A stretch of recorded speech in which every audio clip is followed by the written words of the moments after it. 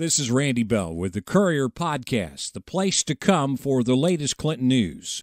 The head of a new state office overseeing the expansion of high-speed internet service across Mississippi says millions of dollars in federal funds the state is getting will be a game changer in the push to bring broadband to underserved communities, including Clinton. It's a whole new ball game. Sally Doty, director of the Office of Broadband Expansion and Accessibility of Mississippi, or BEAM, following a public meeting at the Wood Center on November 17th. Internet service providers can apply for grants to help fill in the broadband gaps in Clinton's more sparsely populated areas where it hasn't been cost-effective for those companies to operate. It really makes their financial case for providing service a lot different when they have the majority of their capital cost paid for by federal grant funding. Doty outlined a couple of programs which could eventually pump close to $700 million into Mississippi, maybe more, for broadband expansion.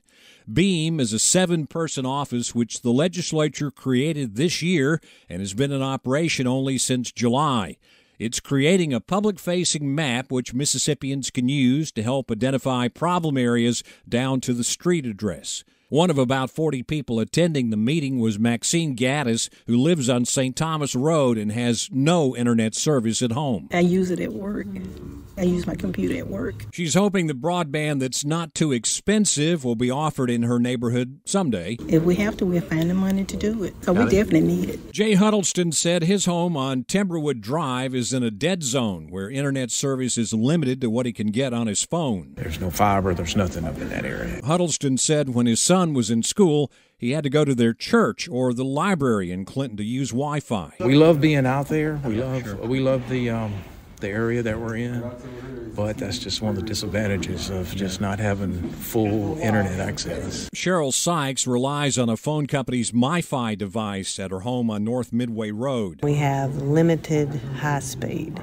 We can't stream much of anything. If you do Zoom meetings, which I do, you've got to have something that you can depend on that's not going to buffer you out in the middle of it. North Clinton is another underserved area. Brett St. Sings said he might be able to do some work from his home on Williamson Road if not for his slow internet. I can't Zoom, I can't run Teams meetings, I can't log into my office servers. And in his spare time, can't stream a live game unless only one TV's going. Doty said some cities have been aggressive in identifying their internet gaps. I just think that helps you maybe get in front of a provider and build your case. Mayor Phil Fisher said Clinton is developing a strategy based on maps showing unserved and underserved residences. We do have a lot of coverage in town.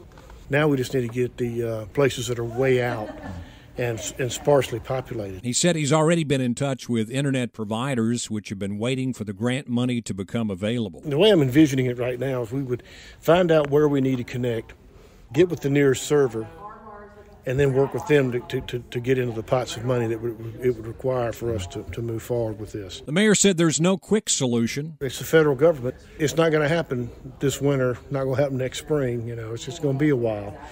And all we can do is get our part done, apply for the money, and then hope for the best. And for Cheryl Sykes and other Clintonians stuck with unsatisfactory service or no internet at all, it can't happen soon enough. And Sykes said they don't think they're asking for too much. Just get the same thing everybody else in the world has.